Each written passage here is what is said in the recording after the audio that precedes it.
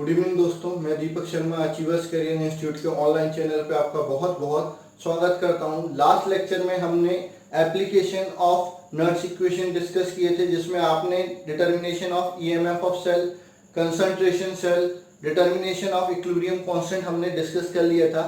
आज हम डिस्कस करने वाले हैं गिब्स फ्री एनर्जी के बारे में। ठीक है, गिब्स फ्री एनर्जी आप अच्छे से जानते हो, थर्मोडायनेमिक्स में आपने 11th क्लास में पढ़ा हुआ है। The energy which can be converted into maximum useful work is known as Gibbs free energy। ठीक है, अब जो सेल होता है, सेल की बात करते हैं तो आपका क्या होता है कि उसमें जो वर्क होता है वो इलेक्ट्रिकल वर्क होता है। तो इलेक्ट्रिकल वर्क के कारण जो एनर्जी डिक्रीज होती है उसी को अपन क्या बोलेंगे, गिब्स फ्री एनर्जी बोलेंगे। तो अगर आपका क्या है, फोर्थ एप्लीकेशन बात कर रहे हैं किसका, नट्स इक्वेशन का, तो वो क्या है आपका determination of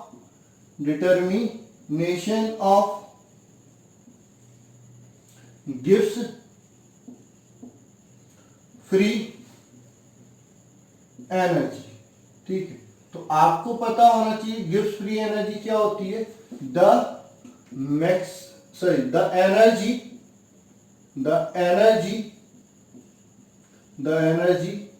which can be converted into maximum useful work is known as Gibbs free energy। ठीक है, आपकी क्या होती है गिब्स फ्री एनर्जी, ऐसी में एनर्जी जो मैक्सिमम यूजफुल वर्क में क्या हो सकती है, कन्वर्ट हो सकती है, उसको अपन क्या बोलते हैं, गिब्स फ्री एनर्जी बोलते हैं। ठीक है, in electrochemical cell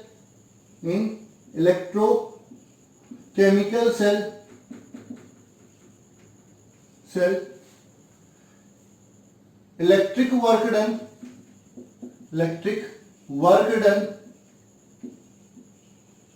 is responsible for decreasing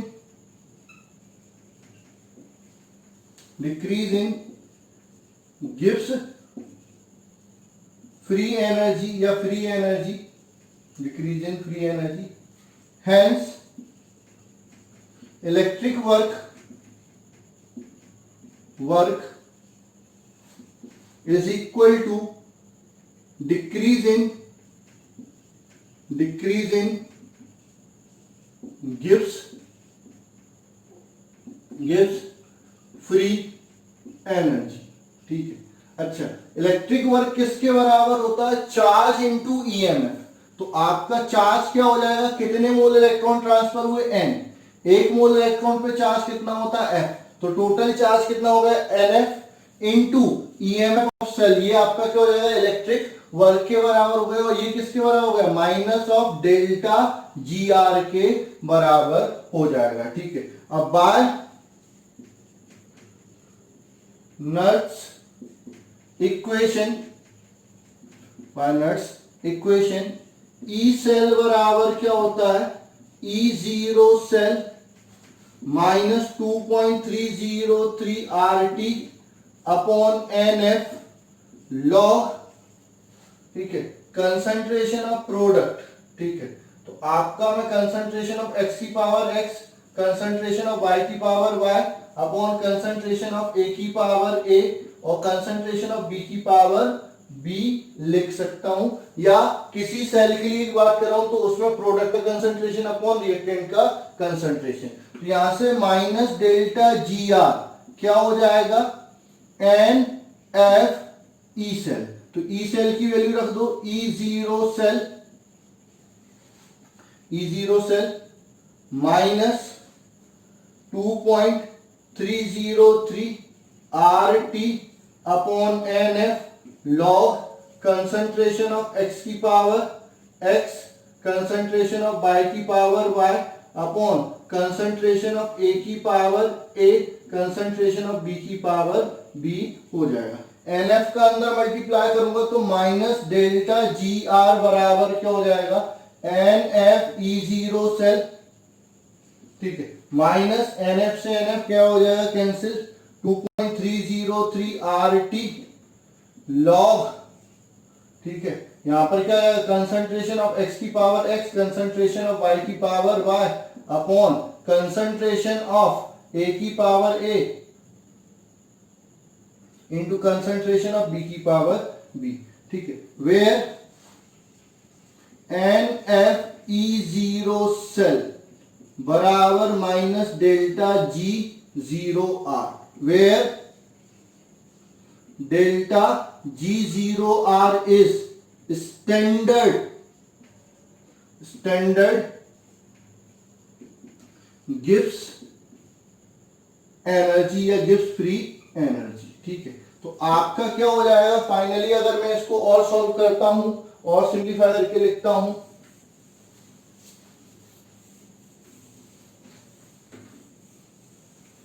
वैसे ये अपने आप में एक इक्वेशन तो ये हो ही गई है, ठीक है। उसके बाद और अगर मैं लिखता हूं माइनस डेल्टा GR बराबर minus delta G0R minus 2.303 RT log concentration of x की power x, concentration of y की power y upon concentration of a की power a, concentration of b की पावर b हो जाएगा, ठीक है। ये आपका क्या हो जाएगा, माइनस डेल्टा 0, माइनस का पूरे में मल्टीप्लाई करता हूं तो डेल्टा GR बराबर क्या हो जाएगा, डेल्टा G0R, माइनस की जगह यहां पर क्या हो जाएगा, प्लस हो जाएगा, ठीक है, माइनस की जगह प्लस हो जाएगा, तो ये plus 2.303 RT log concentration of x की power x, concentration of y की power y upon concentration of a की power a, concentration of b की पावर b हो जाएगा, ठीक है। ये आपकी गिब्स फ्री एनर्जी के लिए इक्वेशन हो जाती है, ठीक है। और डेल्टा G0R क्या होगा, माइनस NFE0 सेल हो जाएगा, ठीक है। अच्छा, इससे हम गिब्स फ्री एनर्जी से क्या निकाल सकते हैं, सेल को इक्विलिब्रियम कांस्टेंट भी निकाल सकते हैं। तो अगला इस तरह करके लिख लेना, equilibrium constant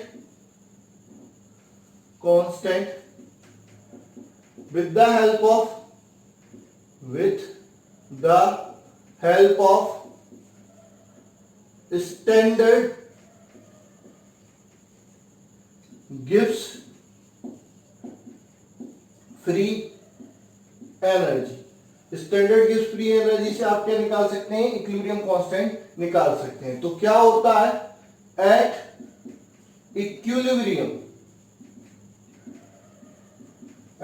equilibrium delta GR बराबर 0, ठीक है। आपका change in Gibbs free energy क्या हो जाएगी, 0, क्यों, क्योंकि कोई केमिकल रिएक्शन नहीं होगी, ठीक है। उसके बाद कंसंट्रेशन ऑफ x की power x, concentration of y की power y upon concentration of a की power a, concentration of b की पावर b बराबर क्या हो जाएगा, Kc। तो यहां से क्या हो जाएगा, ये हो जाएगा आपका 0 बराबर delta G0R plus 2.303 RT log Kc, ठीक है। ये उधर जाएगा तो 2.303 RT लॉग Kc बराबर माइनस डेल्टा G0R या आपका NFE0 सेल हो जाएगा, ठीक है। यहां से लॉग Kc क्या हो जाएगा, लॉग Kc हो जाएगा minus delta G0R upon 2.303 RT, ठीक है। यहां से आप एंटी लॉग लेके क्या निकाल सकते हैं, इक्विलिब्रियम कांस्टेंट निकाल सकते हैं। तो आपका जो अगला एप्लीकेशन हो गया किसका, नट्स इक्वेशन का, वो क्या हो गया, determination of Gibbs free energy हो गया। तो इस तरह से 4 एप्लीकेशन होते हैं किसके, नट्स इक्वेशन के। और भी आप चाहो तो क्या निकाल सकते हो, कंसंट्रेशन ऑफ इलेक्ट्रोलाइट निकाल सकते हो, आपका और भी कई सारी चीजें, पीएच निकाल सकते हो, वो भी आप कई लोग एप्लीकेशन में काउंट कर लेते हैं, लेकिन वो ऑलरेडी हम न्यूमेरिकल में डिस्कस कर चुके हैं। तो मैंने 4 एप्लीकेशन बताए किसके, नट्स इक्वेशन की। जब बोर्ड एग्जामिनेशन में आती है राइट नट्स इक्वेशन, तो पूरा नट्स इक्वेशन को लिख के डिस्क्राइब कर देंगे। फिर आपका आता अगर कि right nuts equation and explain the application of nuts equation, तो पूरे एप्लीकेशन आपको एक्सप्लेन करने पड़ जाएंगे। तो आपका ये काफी लेंदी क्वेश्चन हो जाएगा जो बोर्ड एग्जामिनेशन में पूछा जा सकता है। जनरली जो बोर्ड एग्जामिनेशन में पूछा जाता है नट्स इक्वेशन लिखने के लिए आती है और उस पर न्यूमेरिकल आ जाता है, ठीक है। हाँ, एमपी बोर्ड वाले थोड़े से पहले आ जाते हैं, तो वो क्या करते हैं नट्स इक्वेशन के साथ एप्लीकेशन भी पूछ लेते हैं। तो इनको ज्यादा डिटेल में ना करके थोड़ा थोड़ा शॉर्ट करके आप एटलीस्ट चारों एप्लीकेशन के बारे में थोड़ा थोड़ा जरूर लिखें। उससे जितनी इक्वेशन डेराइव कर सकते हैं उतनी इक्वेशन डेराइव करें। पूरा लिख सकते हैं तो पूरा लिख दें, लेकिन अननेसेसरी बहुत ज्यादा टाइम कंज्यूम हो जाएगा। तो आप इसकी नट्स इक्वेशन की बहुत अच्छे से प्रैक्टिस करेंगे। ये आपका 12th MP board, CBSE board, JEE NEET हर एग्जाम के लिए most most most most most most most most IMP है। इस चैप्टर से जो क्वेश्चन पूछे जाते हैं उसमें Kohlrausch law, difference between electrolytic and electrochemical cell, ठीक है, मेटलिक कंडक्टर और इलेक्ट्रोलाइटिक कंडक्टर में डिफरेंस, कोलरॉस लॉ के एप्लीकेशन, आपका इलेक्ट्रोकेमिकल सीरीज उसके एप्लीकेशन, नट्स इक्वेशन उसके एप्लीकेशन, और सेल के बारे में पूछा जाता है। जनरली जो सेल पूछा जाता है या तो फ्यूल सेल पूछा जाता है या आपका ड्राई सेल पूछा जाता है, और एक और इंपॉर्टेंट क्वेश्चन बनता है वो कोरोजन का पूछा जाता है कि कोरोजन एक इलेक्ट्रोकेमिकल प्रोसेस है, एक्सप्लेन करने के लिए पूछा जाता है। तो नट्स इक्वेशन तो अब कंप्लीट हो गई। अब अपन बात कर लेते हैं सम कमर्शियल सेल की, सम commercial electrochemical cell.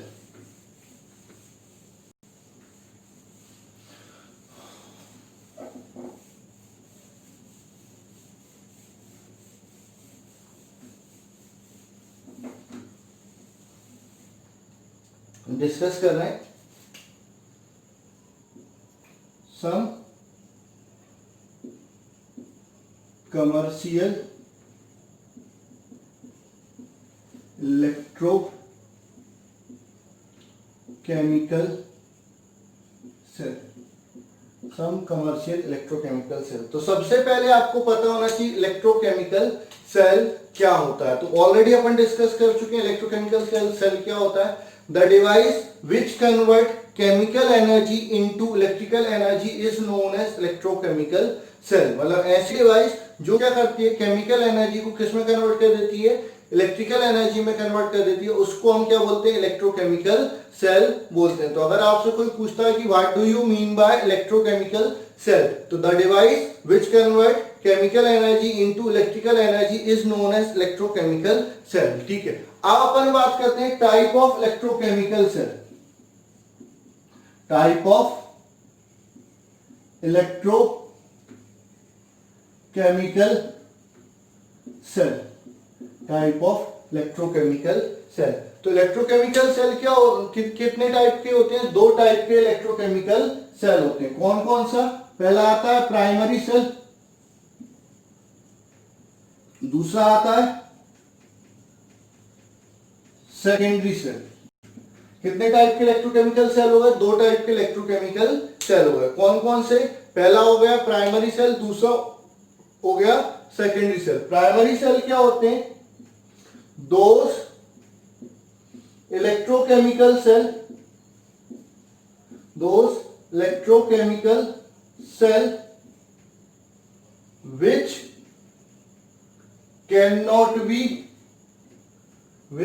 cannot be recharged after use are known as primary cell.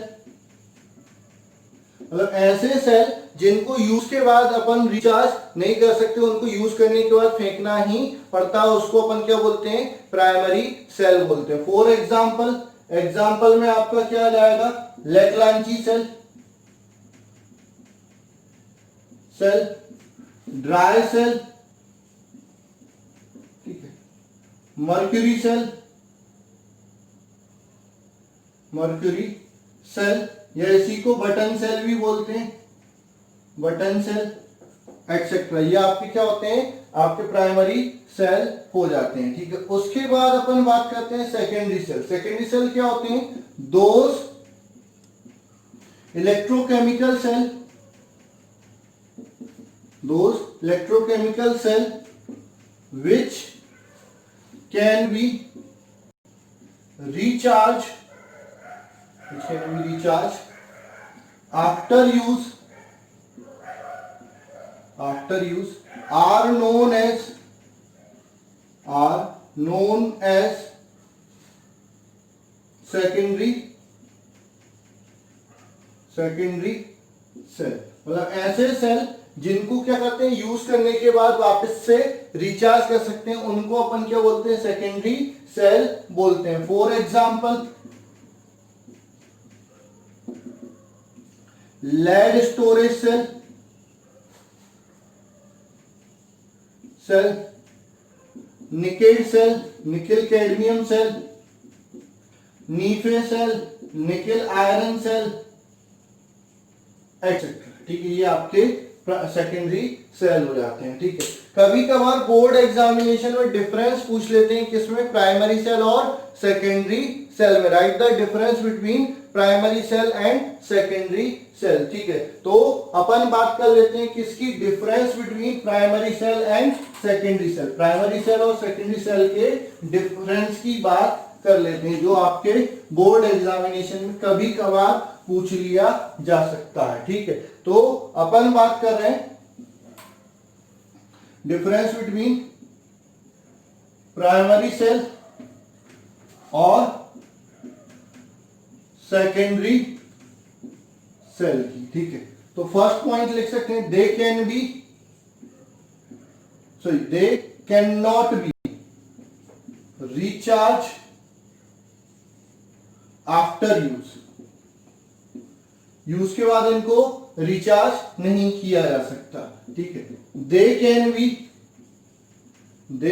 B recharge after use. इन्हें यूज के बाद आपको क्या किया जा सकता है, रिचार्ज किया जा सकता है। Second, in these chemical reaction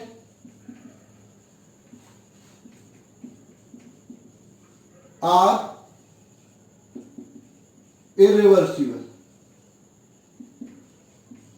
इनमें जो केमिकल रिएक्शन होती है वो कैसी होती है, इरिवर्सिबल होती है। ठीक है, इन these chemical reaction is reversible. इनमें जो केमिकल रिएक्शन होती है वो क्या होती है, रिवर्सिबल होती है। ठीक है, उसके बाद दे आर चीप, ये सस्ते होते हैं। थर्ड, दे आर कॉस्टली, महंगे होते हैं। They are small in size, they are large in size. ठीक है, उसके बाद अपन बोल सकते हैं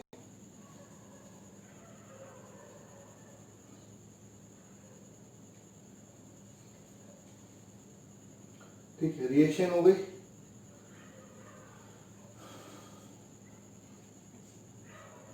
one of the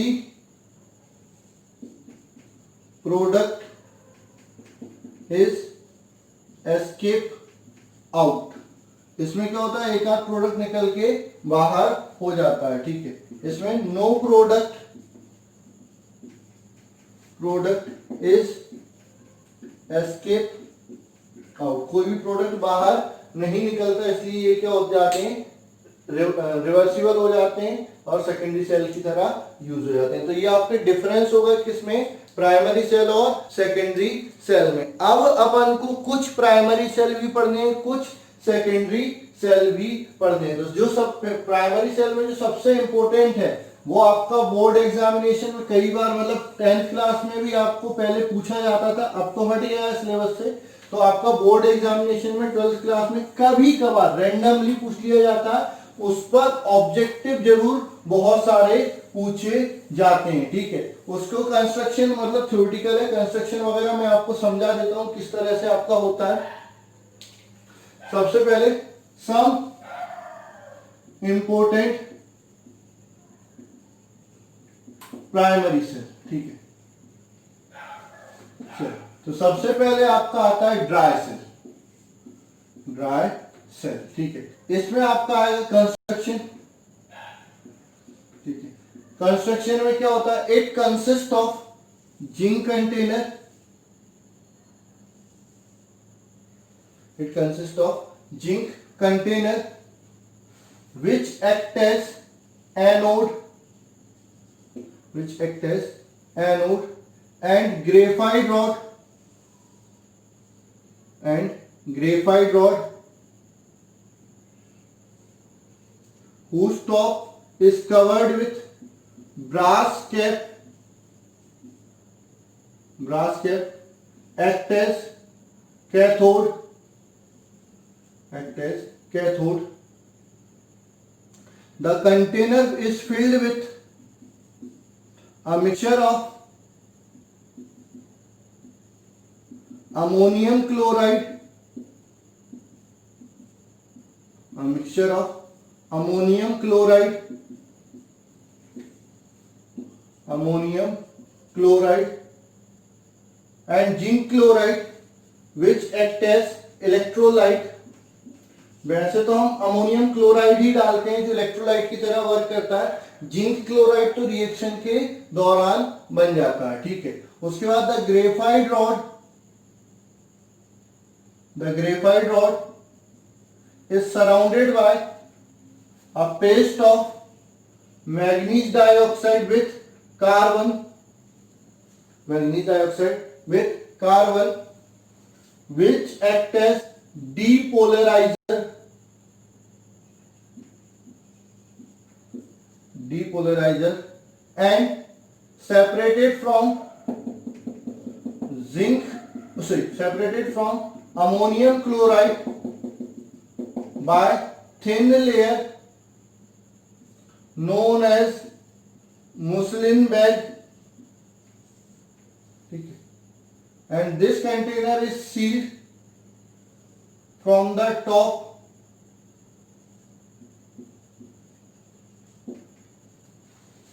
sealed from the top,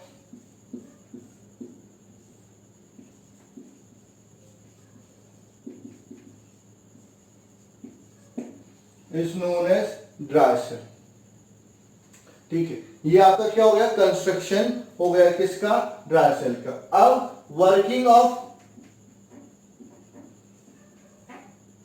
dry cell, ठीक है, वर्किंग ऑफ ड्राई सेल, ठीक है।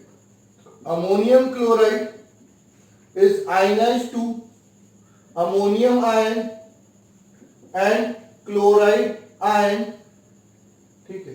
The chloride ion move towards the zinc electrode which act as anode, ठीक है, and zinc get oxidize to zinc 2+ ion. तो at anode पे क्या होगा, Zn ऑक्सीडाइज हो जाएगा किसमें, Zn2+ आयन में, और 2 इलेक्ट्रॉन रिलीज हो जाएंगे, ठीक है। तो ये आपका ऑक्सीडेशन हो गया। At cathode ammonium ion reduced to ammonia in presence of manganese dioxide so that hydrogen does not liberated which stop the working of cell, hence manganese dioxide act as depolarizer। देखो क्या होता है, अगर ammonia अकेली लेते तो आपका क्या होता, अमोनियम आयन अकेला लेते, MnO2 नहीं लेते, तो क्या बनती, अमोनिया बन जाती, ठीक है, प्लस आपका क्या निकल जाती, हाइड्रोजन, और हाइड्रोजन इसके आसपास क्या हो जाती, डिपॉजिट हो जाती, जिसके कारण इसकी वर्किंग क्या हो जाती, रुक जाती। ठीक है, तो हम नहीं चाहते यहाँ पर हाइड्रोजन डिपॉजिट हो, इसलिए हमने क्या मिलाया, मैग्नीज डाइऑक्साइड का पाउडर मिलाया। वो क्या करता है, उस हाइड्रोजन के साथ रिएक्शन करके मैग्नीज ट्राइऑक्साइड बनाता है प्लस वाटर निकाल देता है। क्या निकाल देता है, वाटर निकाल देता है। तो हाइड्रोजन फॉर्म नहीं हो पाती, वाटर ड्रॉपलेट क्या हो जाती, फॉर्म हो जाती। तो मैग्नीज डाइऑक्साइड डीपोलराइजर की तरह वर्क करता है। कई बार ऑब्जेक्टिव में पूछा जाता है